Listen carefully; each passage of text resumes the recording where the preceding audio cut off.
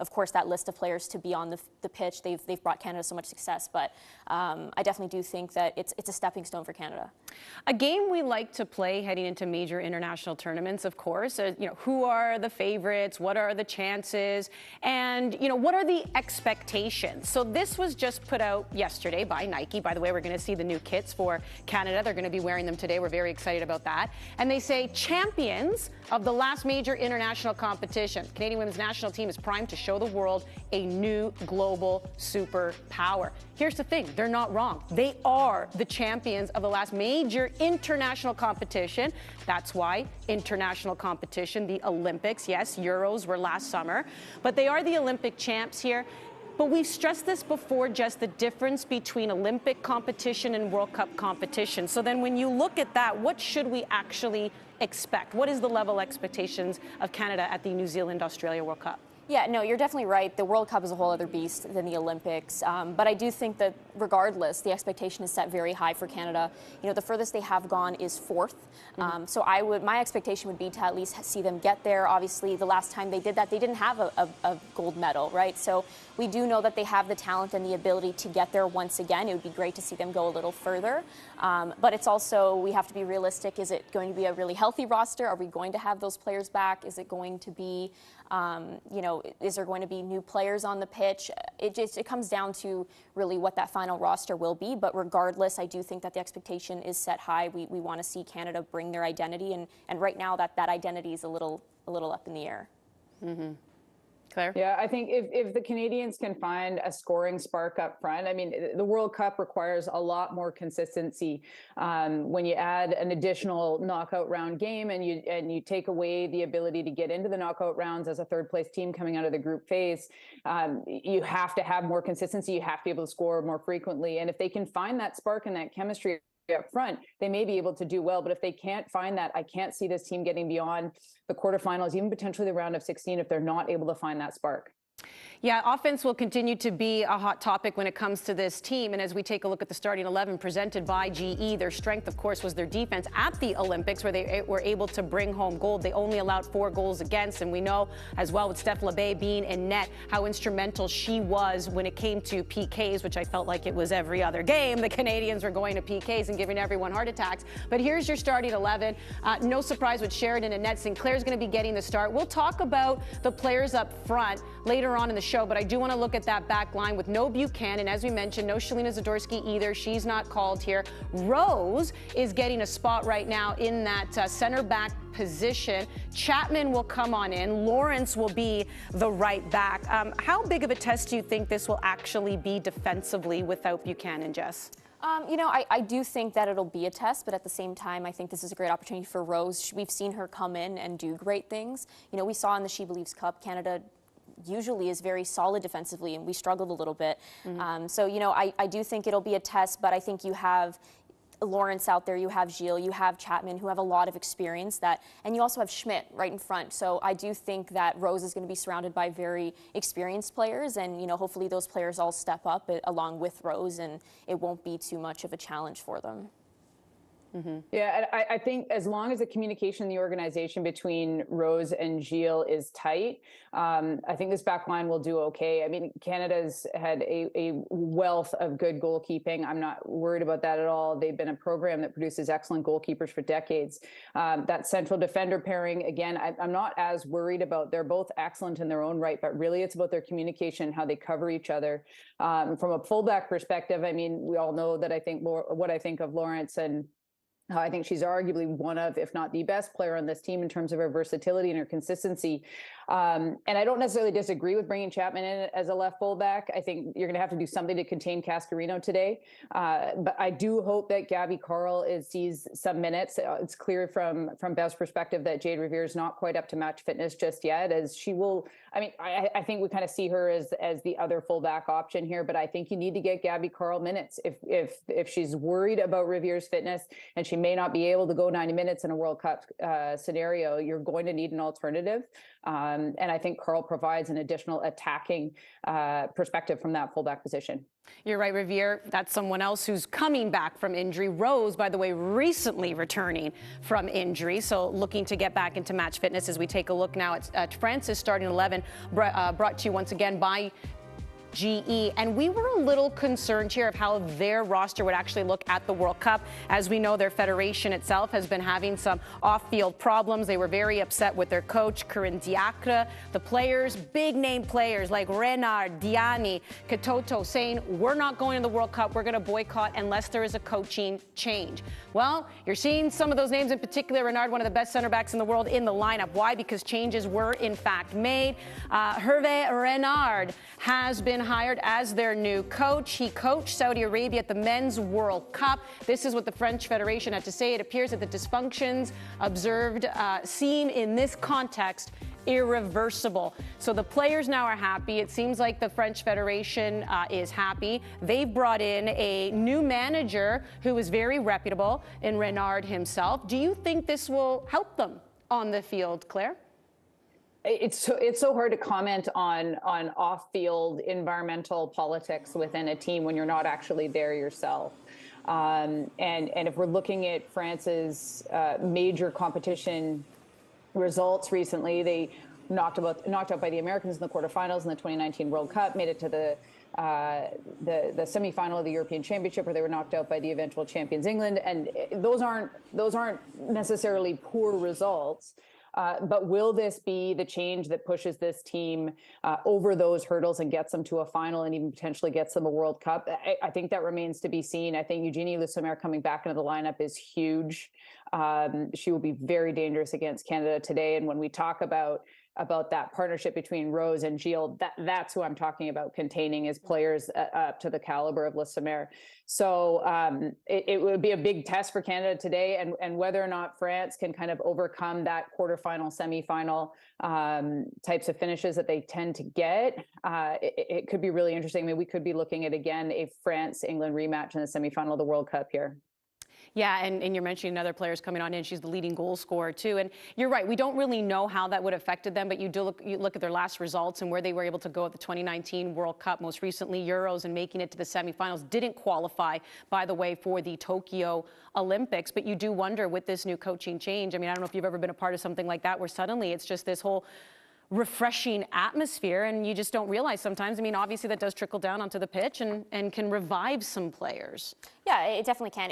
I've never been a part of something like that, but I can imagine that, you know, it's very refreshing to have somebody come in, have a new perspective, and to really put everything, you know, that was out in the open, that was problematic kind of in the past, and just move forward. Obviously, France is a really tough team. They will, you know, really challenge Canada today. So like Claire said, I think it'll be a great challenge for Canada, regardless of anything going on off the pitch for France. You know that they're going to come out and perform and at least give Canada a good fight today. I will say this, you know, things had to have been really bad when you are willing to forfeit your dream. You want to play at the World Cup, and when Wendy Renard came out and said that I am not going if things don't change, you got to be taking things seriously. So hopefully this is the change they were looking for, as it's Canada versus France in a World Cup tune-up match. They are in Le Mans, France. When we come back, we will share our thoughts on who we think the favorites are at this summer's World Cup. Who's Claire's top pick? Who's Jess's top pick? Find out next here on One Soccer.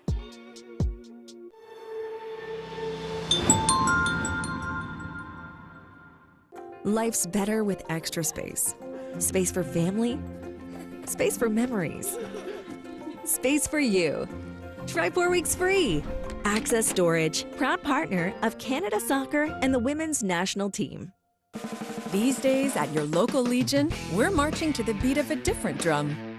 On a mission to support veterans, to have fun, and to welcome everyone to our ranks. You don't have to be a veteran to join the Legion.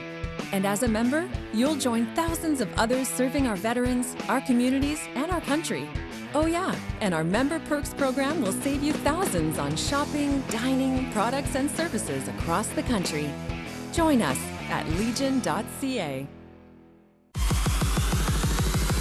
Despite early struggles to begin their 2023 MLS campaign, the Vancouver Whitecaps eased past Honduran side Real España to reach the quarterfinals of the CONCACAF Champions League. Next up, an all-MLS affair with defending MLS Cup champion Los Angeles FC, who are looking to return to the CCL semifinals. Brian White! The CONCACAF Champions League is on one channel, One Soccer. It had to be their captain. How do you go from the best to the ultimate? You choose the big, bold, ultimate taste of ultimate chicken sausages and ultimate chicken hot dogs. Choose ultimate. Only from Maple Lodge Farms.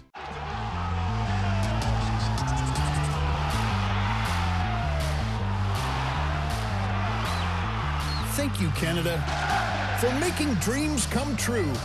We're with you all the way.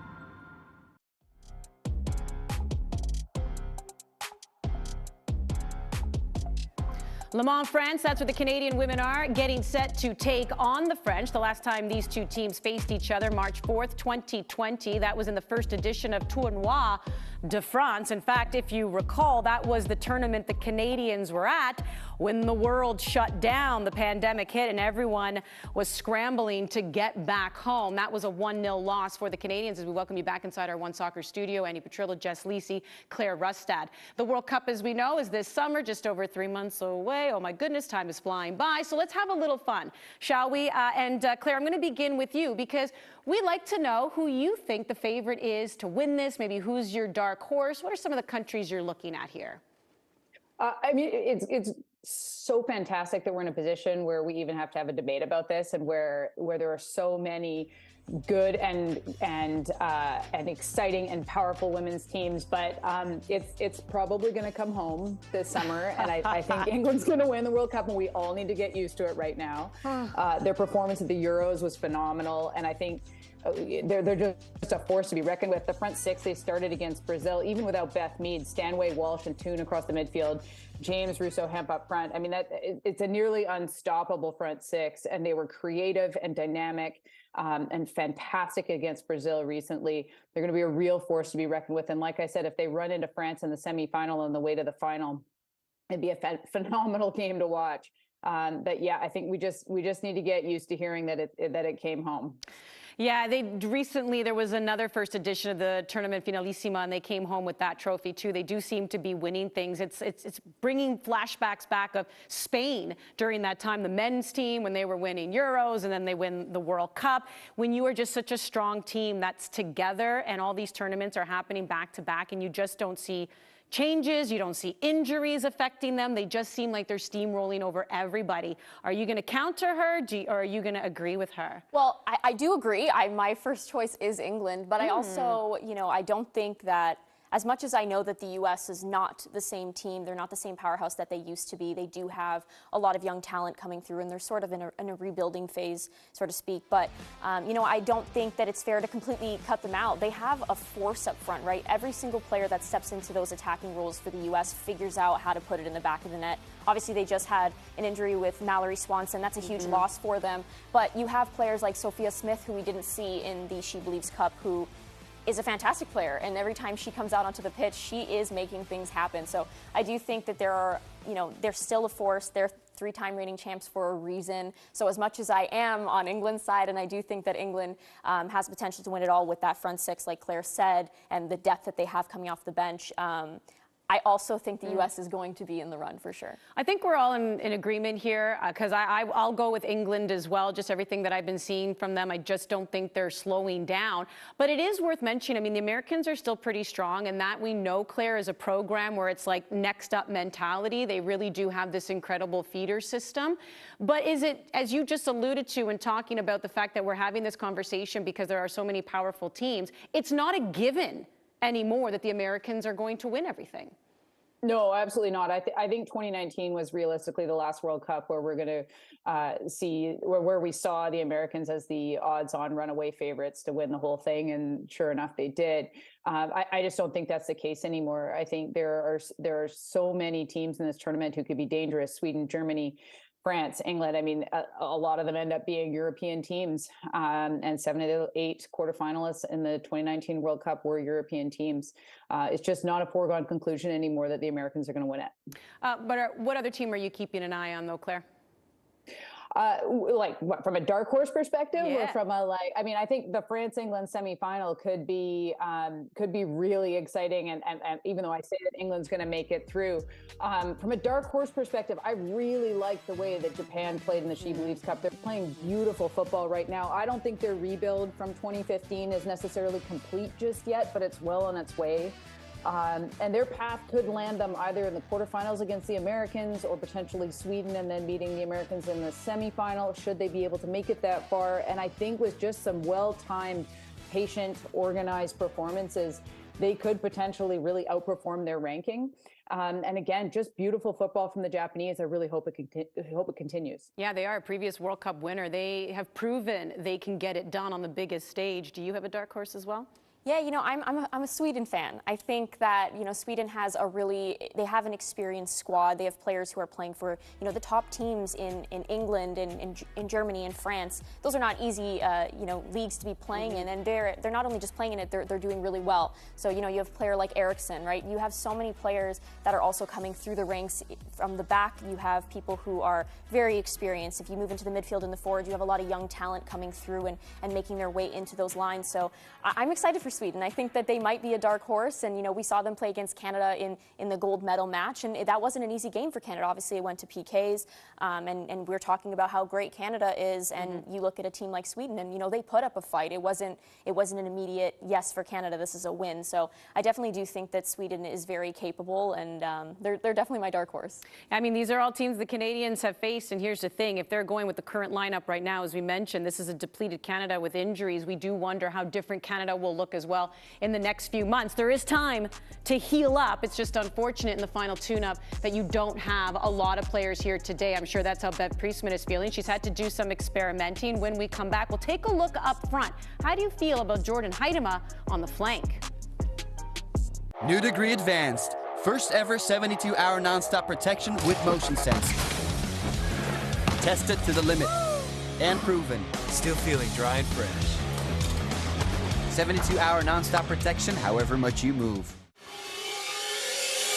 The Canadian Championship is bigger than ever, with a record 14 clubs set to clash this year for a chance to lift the coveted Voyageurs Cup. It has finally arrived. It's a competition that has created some of Canada's most breathtaking football moments. A competition whose big prize includes a berth into the 2024 CONCACAF Champions League. Good cross, DeBrienne! Watch every match of the 2023 Canadian Championship on one channel, One Soccer. Champions again! Gatorade, with electrolytes to help replenish what's lost in sweat, carbs to help fuel your working muscles, and fluids to help you hydrate. Scientifically formulated so you never stop competing. I do this for my town, my time, my time. None of you people can tell me to stop. Rehydrate, replenish, refuel. Gatorade. We created Carlsberg 0-0 because even the best things can be better with alcohol-free beer. Clean one-handed backhand is better. Balancing stuff is better. Whatever this is better. We created Carlsberg. Skipping your own ad is better. Parking in space, better. So, can the best alcohol-free beer make good things better? Probably.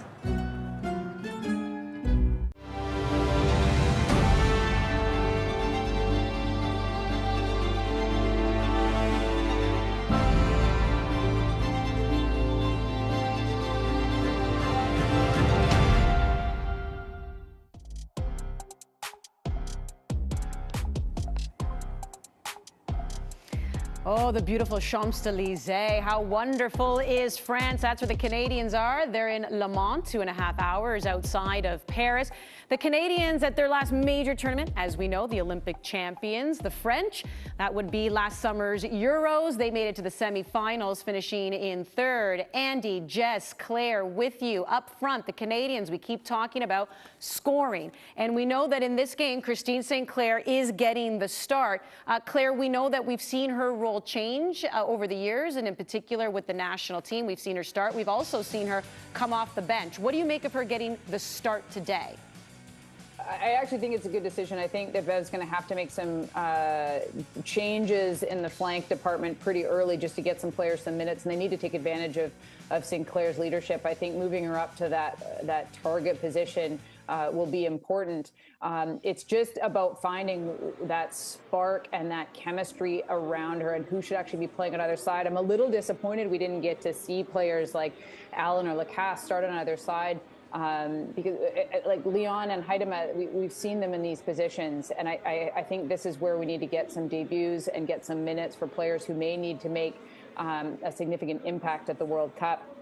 And I think particularly with the loss of Becky, though, starting Sinclair today is a really important move, as they will need the leadership. I mean, the thing is we've seen Christine St. Clair, every time she's in, she has an impact. It's just whether or not it's the full 90 minutes, and depending on the opponent, does she get the start? Does she come off the bench? And in this particular game, are you in agreement with Claire for her getting the start? Yeah, I agree. Yeah. I definitely agree that her leadership is needed today. Like Claire said, having a player like Becky out, who's typically out there and is a very big leader, it's a loss for Canada. So along with, just players all over the pitch that are out, you see a Nichelle Prince out there. There's always there's that leadership missing right now. So I do think that having Sinclair up there is really important. Obviously, yes, Leon and Heidema. I agree with Claire. I think it would be a good opportunity for players like Lacasse and Vienne to get an opportunity. But in regards to Jordan Heidema being out wide, I actually think that Jordan sometimes is a little bit more effective out wide than she is up front. I find that when she's up front and she has her back to goal, typically when she gets the ball, she doesn't know what to do with it. Whereas when she's on the flank and she has a bit of space, she's able to go at people, and she is fast. She's able to get in behind those lines. I just find that sometimes she comes alive a lot more out wide than she does playing in that center forward role. I feel, Claire, you might be raising an eyebrow. I think they need a dynamic front three, and I don't think I'm stepping on a turn and saying this isn't their fastest front three. And I think this is in particular two flank players that without some dynamism on either side, it's going to be really easy for France to contain. And that explosive speed just isn't there yet. And Prince and Rose in particular really brought that for the Canadians before, but their ability to be 90-minute match fitness by the time the World Cup hits is still in question. Neither are even in camp yet. And that's why I think it's a real missed opportunity to bring in some of those newer players, like give Allen a run on the flank, give Lacasse a run. Lots of players who really do need minutes. Like, they need that experience. Like I said, you cannot walk into that third match against Australia and need points and be giving players their first cap or their first international experience in months. There's not a lot of time between now and the World Cup, and this is likely their last really competitive opportunity in front of a big crowd. And we obviously know how important minutes are, and heading into a World Cup, you also want some key players to be getting key minutes with their pro teams. And Adriana Leon, especially at the end of last year, was scoring a ton of goals for Canada. She makes a move to Manchester United. We're all excited over here.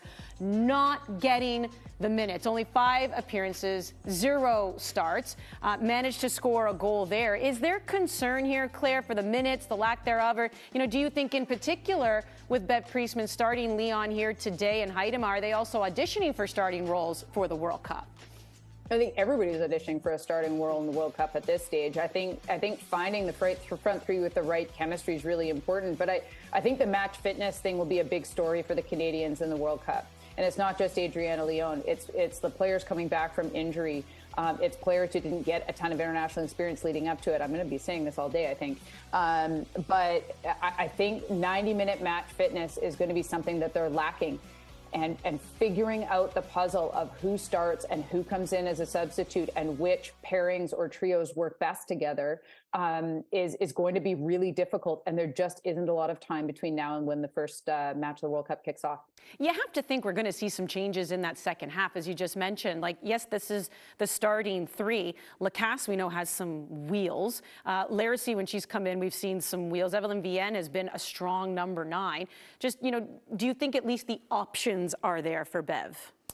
For today's matchup or in general down the line? Today and for the World Cup.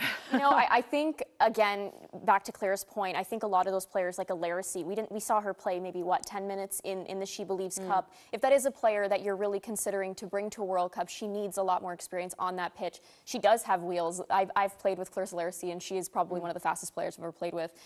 She's definitely great down that flank. So, if that's somebody you see as potentially coming with you to the World Cup, I do think she needs to step on the field. We've seen Lacasse. She did great in the She Believes Cup when she finally did get those minutes. So she's another one I would love to see. I'm a huge Evelyn Vienne fan. I've been talking about her, as that traditional 9. She's not someone that has pace, but she is someone that makes an impact every time she steps onto that pitch and is in and around that 18 or 6-yard box. So I would like to see her potentially sub Sinclair, and yeah, I would like to see maybe the youngsters come in and make a difference down the flank to add that energy and that flair that might be missing from that starting front 3. Maybe this is the clutter Bev Priestman was talking about, right? We're trying to make sense of it, and this is what she doesn't want to get caught up in. So, here's the bad news. They have a lot of injuries. Here's the good news. The World Cup is still 3.5 months away, so there is time here for bodies to heal. What there isn't time for, a lot of minutes on the pitch. The fans, they are in the stands. They're getting ready for this one in Le Mans. It is France versus Canada, international friendly, tune-up match for the World Cup, and it's coming up on One Soccer. Allstate and its 900 agents proudly support Canadian soccer at every level. Visit allstate.ca.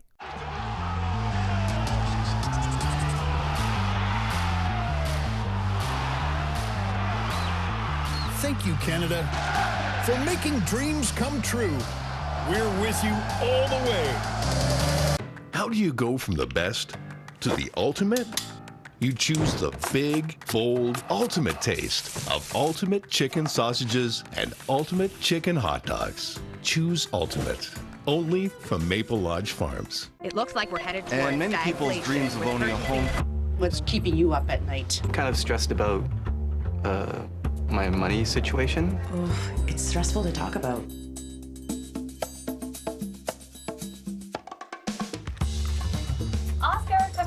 Here's your financial stress companion. She definitely helps. It's never too late to start. Good portfolio. Back with saving for my first down payment.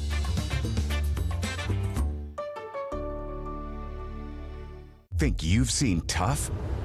You've seen nothing. When you're absolutely drenched and still take the final shot? Not even a challenge. Playing extra time under the beating hot sun. Hardly sweating. When the wind's so chilling it cuts to the bone, now we're getting somewhere. Playing in Canada's tough.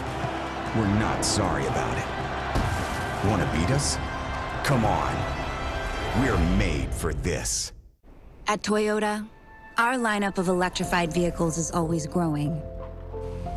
We're evolving the ways we move so that every Canadian has a choice towards a more sustainable future.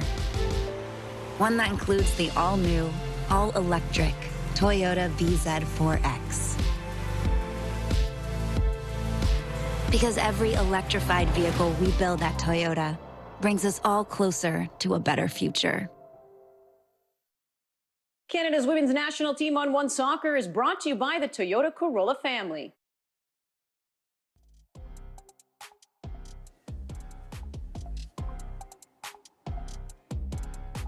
Moments away from kickoff now between Canada and France. Tune-up match before the World Cup. The French have a new manager now in Hervé Renard, who coached the men's team, Saudi Arabia, at the World Cup. They were asking for change. They were having their off-field issues. A change has now happened for them, so they seem to be a revived group. Claire, as the players get set to take the pitch, there is Renard now. What do you make of Canada's midfield, and in particular, Jessie Fleming, and being able to utilize her creativity? Oh, what, me excited about Jessie Fleming playing a little bit higher up the pitch? Shocking. So I'm very happy that this change has been made. It's a fairly depleted Canada midfield, though, I think they do really miss that pairing between Grosso and Quinn, and hopefully Quinn will be healthy for the World Cup, because I think that's probably their best defensive pairing from a midfield perspective.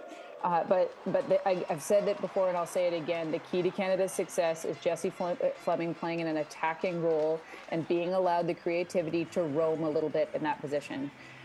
Where it's not overly structured, and she can pick players out and find the right position for her. Realistically, Jessie Fleming in an attacking role is always a good thing for this team. All right, well, the Canadians will be looking to do just that, attack today. As you can see, the rain coming down in Le Mans, players getting set for the national anthems. The Canadians in their new kit. Canada, France, here on One Soccer.